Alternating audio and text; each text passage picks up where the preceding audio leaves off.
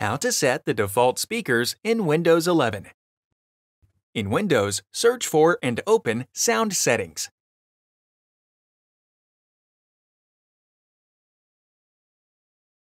Under Advanced, select More Sound Settings. The sound window will open.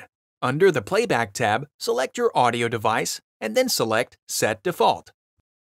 If only one playback device is listed, it is automatically the default. Select Configure, and then select the speaker setup that is most like the configuration on your computer. You can select an individual speaker to send sound to, or click Test to send sound to both speakers. If sound is missing from all or one of the speakers, or if the configuration type was changed, click Next and follow the on-screen instructions to complete the speaker setup.